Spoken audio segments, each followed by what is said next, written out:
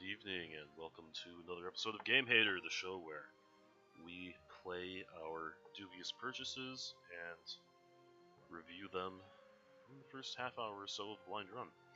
I am Steve from Gamehiker. Aaron is with me. Good evening.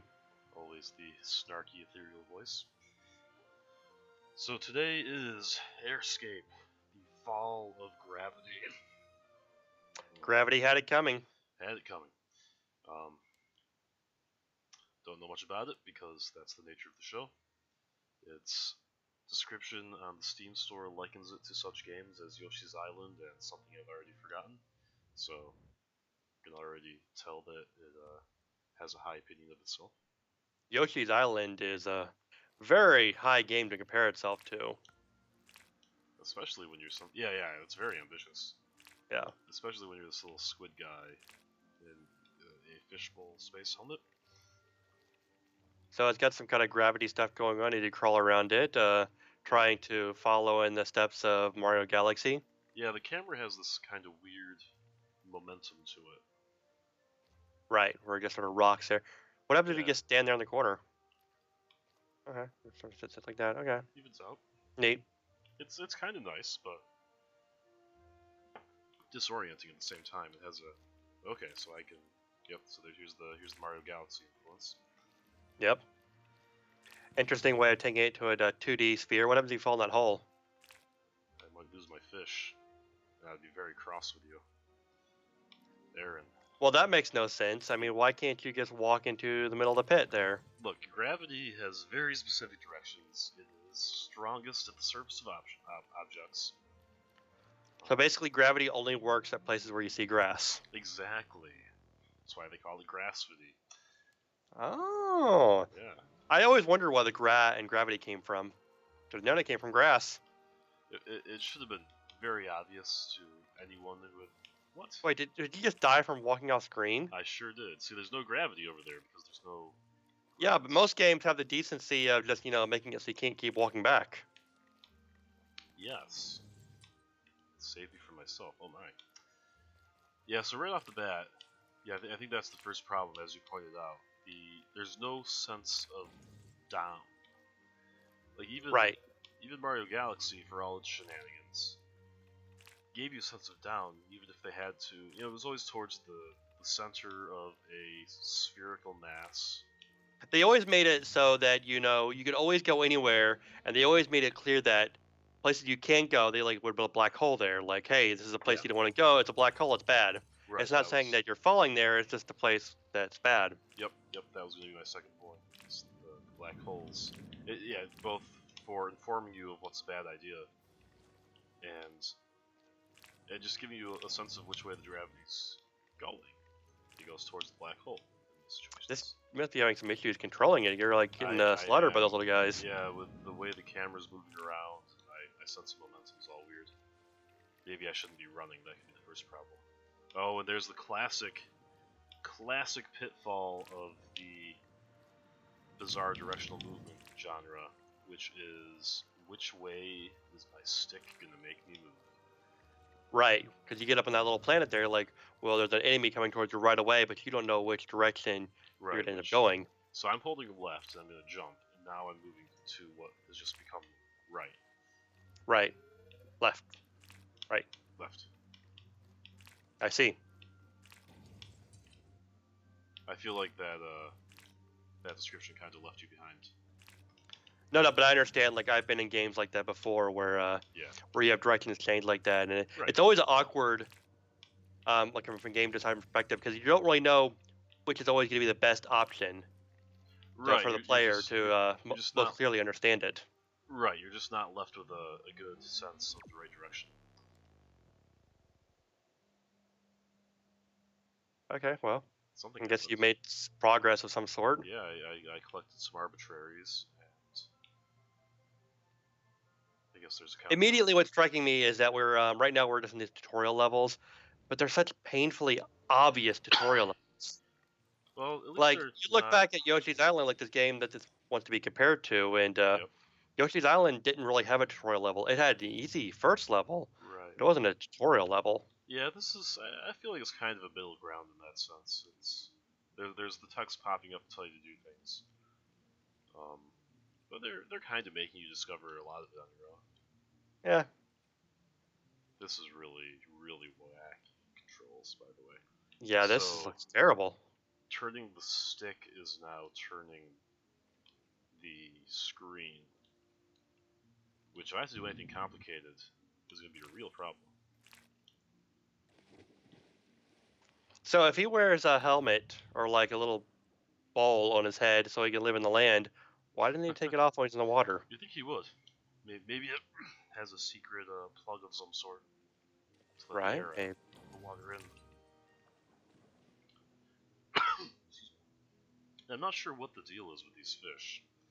I mean, they're certainly arbitrary collectibles, which I'm perfectly okay with. I've played plenty of video games. But why fish in space? I mean, even squid people get hungry. Maybe that's all it is. Squid Boy just needs a snack. Alright, where am I? That felt like the end of the level. He is on his octopath. Traveling the octopath? Right. I know that name just came up, and I was trying to think, where did that come up from? But yeah, that was from the Switch announcement. Yes, which we will be discussing later in some capacity. Indeed. Spoiler, we hate it. Yeah, which is on Gamehater Nintendo Switch. You could have done that. Yeah. Alright, come on. I had to focus up. I just want you guys to take note there. Steve sounded slightly angry there. That is very unusual for him. Usually he's just painfully resigned, but that was actual frustration you heard. Usually I do accept my fate, but sometimes I even disappoint myself. It's just, these things are kind of popping off screen with no warning, so if I don't remember he's there, I've got a problem. And yeah, these are not even like good enemies. Like, you can't even do anything about them. You just gotta jump over them. Right. They're very boring enemies. And those mines are not placed in very convenient spots. And what I'm really struggling here is with the way the camera controls. It's so closely tied to my movement. And you like those little narrow sections too. They sort of remind me of some of the more frustrating levels in Mario Galaxy when you had to ride on those balls. Yeah. I absolutely hated those levels. Right. And, right. And does my second stick does nothing. Yeah, that would be an easy fix for a long screen. Yeah, those ball things were bad because you're doing momentum management. Right. That's what this seems like. We're in the water and you're having a very hard time controlling it, and they want you to do it in a very narrow space. Right. So this game, it is difficult, but most of the difficulty seems to be coming from the controls of the camera system. Right. I guess that's just a checkpoint. Look, you just got a checkpoint. I think it was the same one I reactivated after I caught a fish. I see. Oh no. Man, how unfortunate. They are not shying away from laying traps in this game either. A lot of the hazards. They're putting them exactly where you'll land if you slightly screw up. Yeah. So I'm watching you do this, and do you have any real idea what your direction is right now? No, I'm just trying to go places I haven't gone before. Yeah. Very confusing what they're wanting you to do. Like, just, I guess, keep going, but... Yeah. Oh, right. So that was the bottom of a little island. So clearly that's not a surface with gravity. You have to land on the top. Well, yeah, because there's rocks there. Right. Obviously, rocks wouldn't be grass. Above grass. Well, there's no grass up there either. Oh, but there's a tree. Maybe the rule is vegetation. Yep. Vegetation, gravity.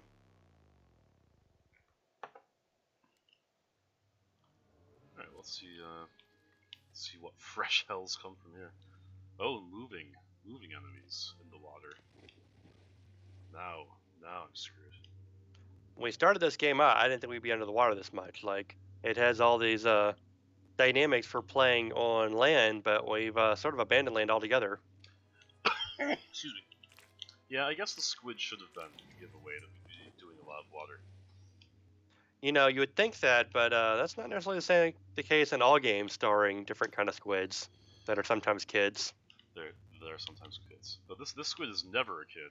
He's just a squid now. Yeah. Spin He's a the squid world now. He's a squid now. now. He's a squid now. He's a squid now.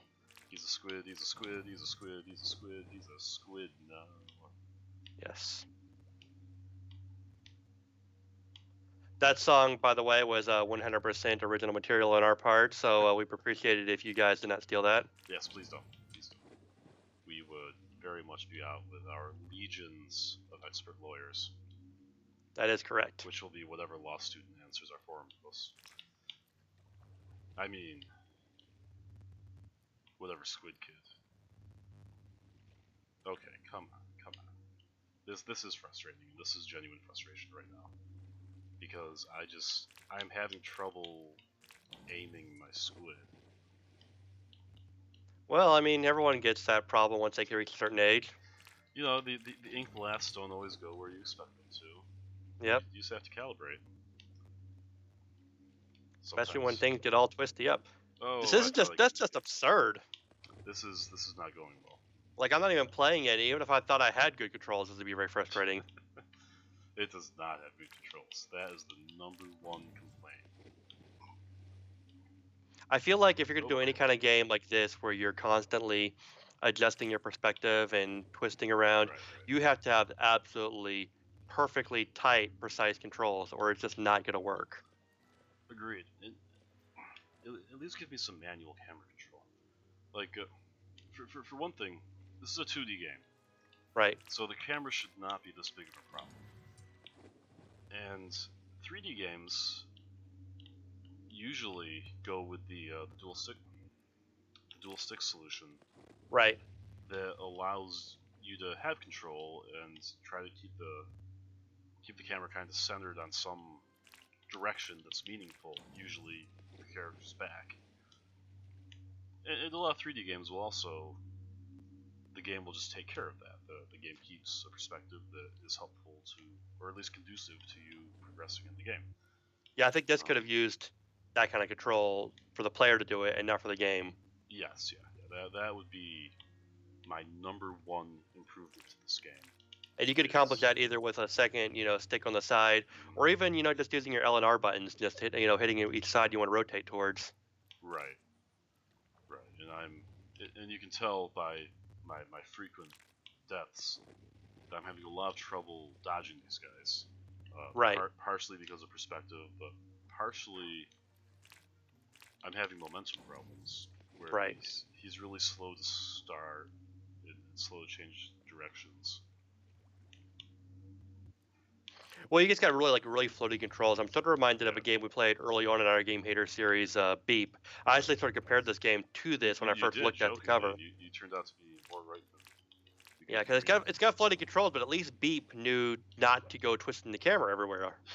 To and from. Like, at least it knew what it was and was unashamedly bad about it. This is trying to be more than it is, and it's like, no, that's bad. And that was, by the way, another game that compared itself to Yoshi's Island. Apparently, I think like bright and colorful is Yoshi's Island style. I guess that's all it takes, or mildly difficult platforming. Oh, I did it. There wasn't even a checkpoint in that level. Well, I imagine the next level is going to be so much more fair. Level complete. I missed a fish. But I only needed Unlocktopus. I like that achievement name. That is the first unambiguous delight. The only redeeming feature of this game so far. Although I do like think that a squid with a jar on its head is kind of cute.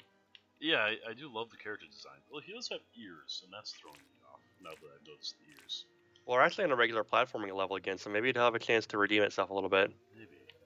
See, there's a checkpoint. I didn't even do anything. I did not earn a checkpoint. Yeah, but it's like, well, we have this incredibly difficult section that we're going to have you go through. Now we could do one of two things. We could put a checkpoint right between it, or we could actually make it fair. Instead, they decided to go the classic Mario Maker route of being unwilling to compromise on their vision and just, add a shortcut. Also, I'll point out that the one checkpoint I've encountered so far is before any danger. And there's no checkpoint here. I could use a checkpoint there. Again, going the Mario Maker route of the checkpoint not even helping you. Okay, we got this. You can't hear it. Aaron is unfortunately without sound, but the squid makes this incredibly satisfying squish noise. Does he? He jumps and lands. Oh no, we're in the water again. Is that lasers? Is that really lasers there? Yep. Those are. Oh, that's those cool. Are lasers. It's so funny. I like instinctively avoid things that are usually hazards in games, so it didn't even cross my mind that maybe I could touch those. Well, yeah, I mean, like it. So it's doing a good job of saying, "Hey, it's danger," but at the same time, that was. I guess he managed to do it. So I guess it couldn't have been that bad, but still. It wasn't too bad. There was a good deal of slack. And like, here's an example of the momentum almost killing me, and then successfully killing me. Yeah. And part of it, I guess, is I can't really compensate for the momentum with small movements. Yeah. Because the small movements are basically in random directions.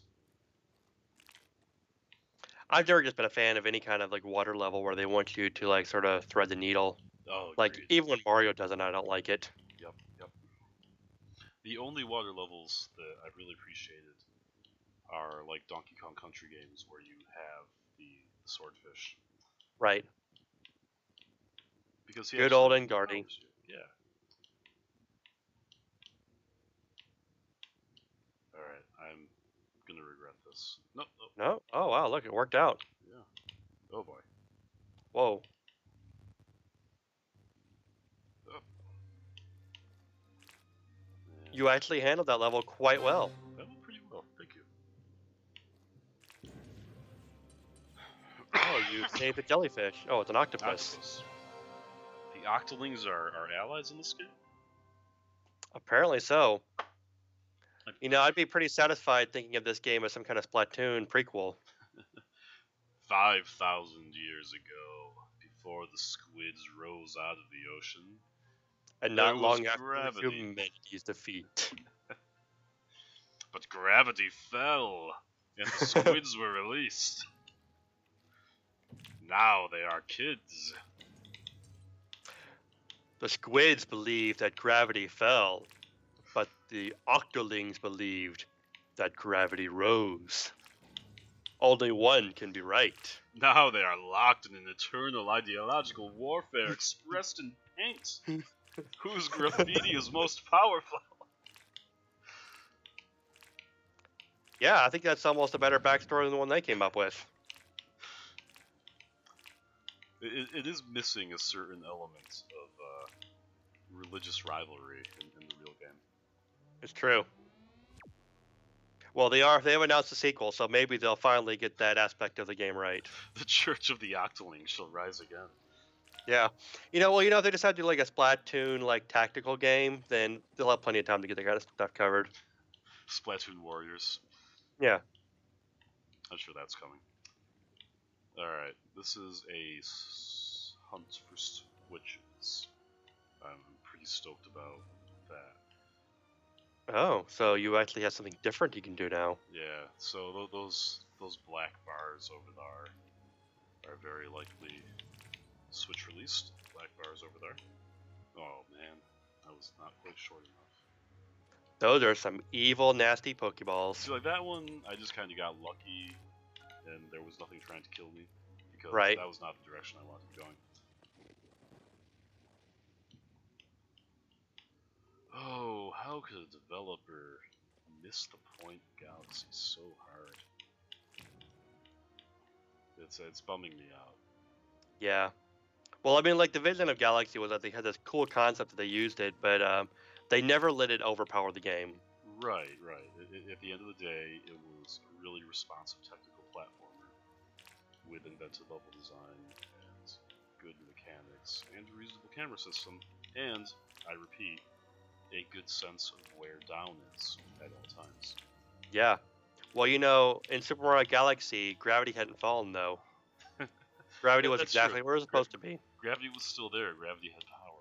People listened to the demands of gravity. This is what happens when you let a few squids and octopus get out of control and dictate what they think gravity is and isn't. I know, they've never even been on land. They're so buoyant, they don't know what gravity's like. Yeah, and then they're like projecting their ideas of what they think gravity's supposed to be like. Yeah, and they're just getting it dead wrong. Wait, so did you even accomplish anything in that? I found another switch. So there's only one left. Yep. Well, it's nice of them to give you like a checkpoint that you can reuse. It's helpful. It's not a bad mechanic for when you're doing a hunt. Yeah. So the bitch about this section, I don't know if you saw it, but I got up here, I was like, oh no, a missile, and then the water grabbed me. Yeah. That's not helpful. So a little bit too close. Yeah, that was.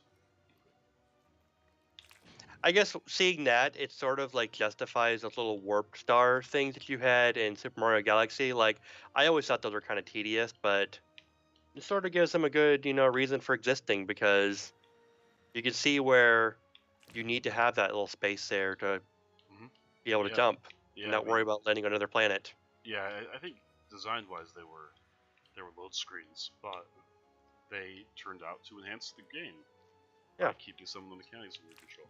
And lest we all forget, yes, Aaron and I are comparing an indie platformer to Super Mario Galaxy, but they invited the comparison, so really it's all their fault. Yeah. And I mean, like, it's absolutely fine if you want to take that concept and put it into a 2D space. I mean, nobody's going to have the budget. Not everyone's going to have the budget of Nintendo, but it does invite a comparison because they're trying to be like Mario Galaxy. Right. How long have we been going? Only about 20 minutes. Okay. Let's do a little bit more. One or two more levels. We wanted to do a short episode this time so we can do our other secret project, which no one can have a way of knowing about because no one spoiled it. Yeah, because nobody mentioned it whatsoever. No. Total surprise. That was actually pretty satisfying. I liked that section. Thumbs up to that section. Yeah, I don't care what game it is. I always think it's cool when you have little blobs of water just floating in the air. It's visually nice. Well, it always adds sort of an interesting, tactic to how you're gonna, handle it and use it to manipulate your way to another area. Right. It's good. It's good. Although you're just not building enough momentum enough to actually get anywhere with it. Yeah, I think I had to hit the bottom left corner up here. No, I just can't reach. Well, this game is unbeatable. That was fun. See you next week. Well, there's nowhere else to go, is there? I don't know. After I talk about how great this opening sequence was, I can't even go anywhere. Whoa. You changed? Okay, so I have a slow fall. Yeah, but you're an octopus now. You're right, I've turned purple. You're a filthy octoling now. Octolings rise! We shall usurp the squidlings. And to reiterate for those coming in here, like, the controls in this are very poor. They're very floaty. Poor controls. And then, even when you already have floaty controls, you're also doing it at the same time fighting against the camera, so... Yeah. What looks like it should be like a simple matter of platforming quickly works against itself. Right, and I'll save it for the full recap in a minute or two, but there are a few very specific reasons the controls are bad too. It's not just poorly programmed. This game was deliberately designed in such ways that the controls suffered. Murdered. Clearly you want to be the purple guy. Yeah, I'm not sure what the orange guy has over him, except maybe they're a little bit faster. I'm not clear on that. I mean, I'd hate for it to say that the octopus is superior to the squid. Well, we can't say that, certainly. I mean, at least not in a public place like this. Right. You can't let the octopus hear you say that. By the way, I just want to point out this is for my own amusement, but I am instinctively rotating the second stick at all times, and just because that's what I feel like I should be doing based on all the gameplay cues in every other game I've ever played. Right. And perhaps that's a detriment in that I'm pretending I have more control over the situation than I really do and reacting to what I think I should be doing. It's all a complicated psychological effect. Yeah, but I don't know how you would curb that unless you were just like a completely new player, in which case you'd probably be doing worse. Yeah, how do I completely retrain my gaming instincts for this one game? And I think the answer is I shouldn't have to, because these developers should also be people who've played games like this.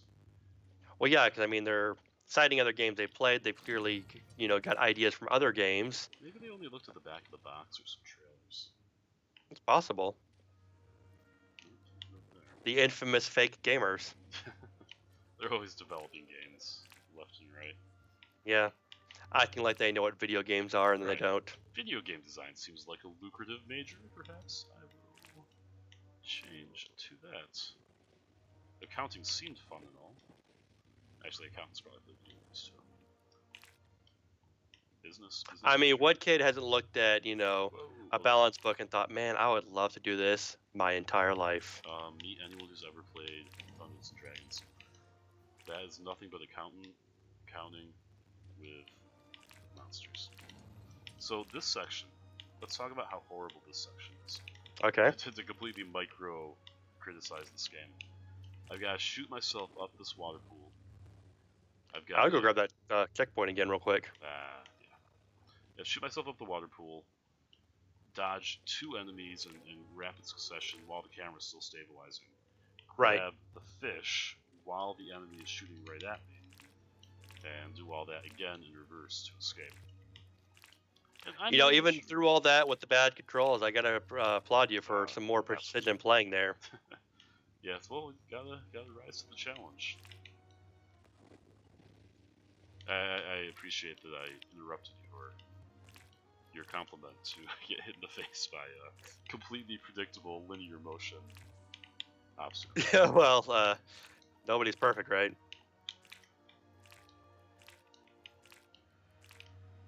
It is always impressive when you're able to pull off, those little trick techniques there, and then suddenly hit by the huge, predictable enemy.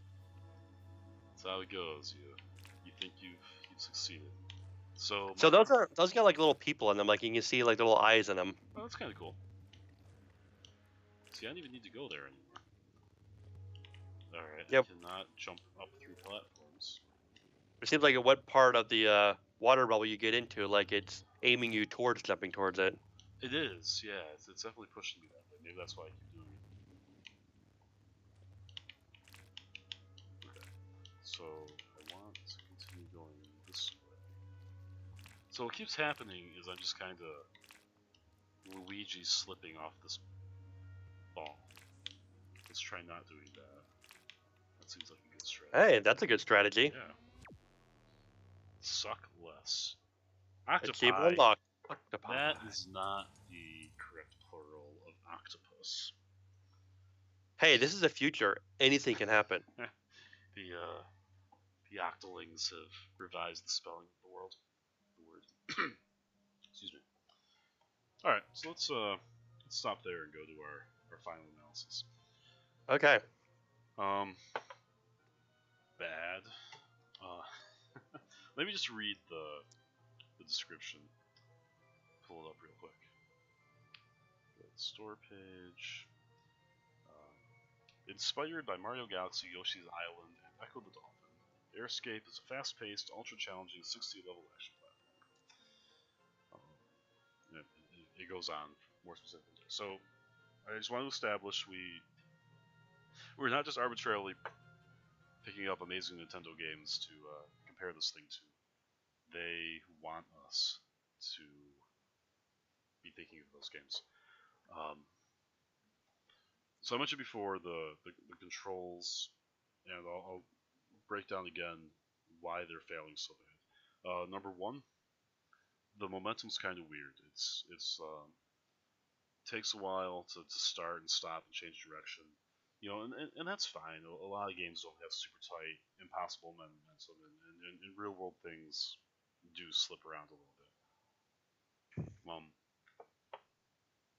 But the second piece was the camera system, and the problem with the camera system is that it's constantly turning in ways that don't always seem meaningful. Um, it's not like it's constantly turning such that, for example, your feet face whatever the game considers down. That doesn't always happen. Um, which leads to the next problem. And by the way, you have no camera control in a game where perspective is constantly shifting. If they had just given me some camera control, I would have been much happier with the game. And the third piece of the controls is the lack of any indication of where down is in a gravity-based platformer.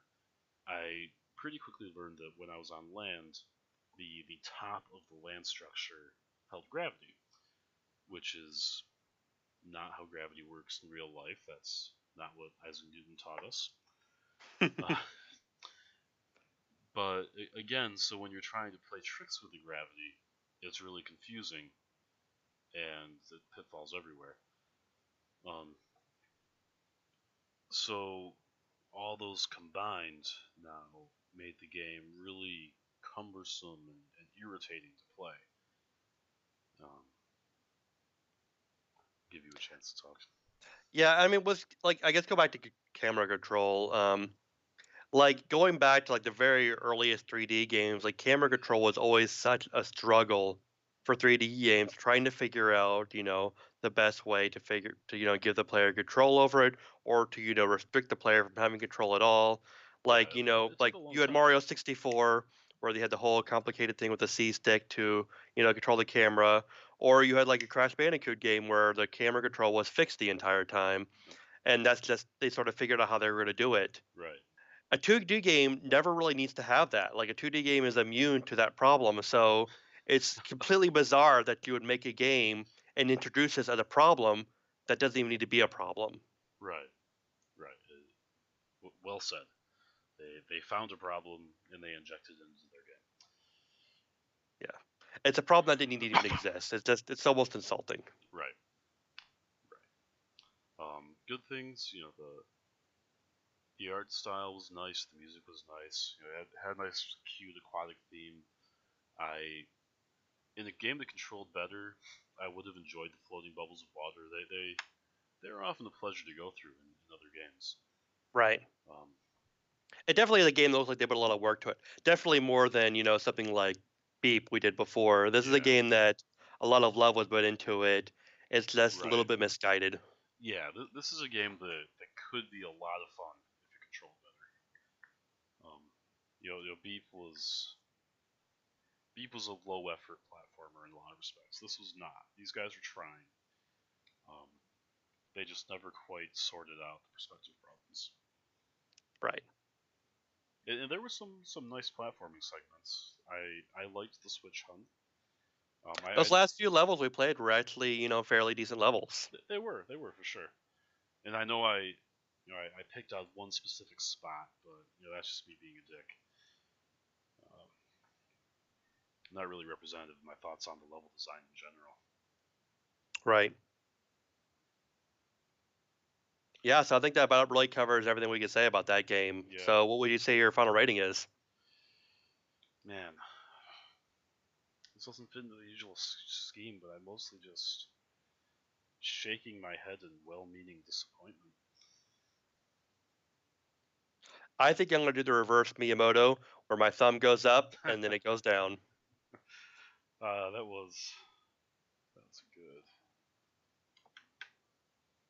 a good GIF. So yeah, there you have it. That's Airscape: The Fall of Gravity. And Gravity, I thought it was just a pithy subtitle, but Gravity is dead in this game. We killed Gravity. We didn't even get to kill it. There should have been a prologue where we killed Gravity. Well, maybe it's the final boss. We don't know. We didn't get that far. Maybe so. Alright, well, this has been Stephen Aram from Gamehiker, doing an episode of Gamehater. And in conclusion, we hate this game and we're going to bed. Good night. Good night.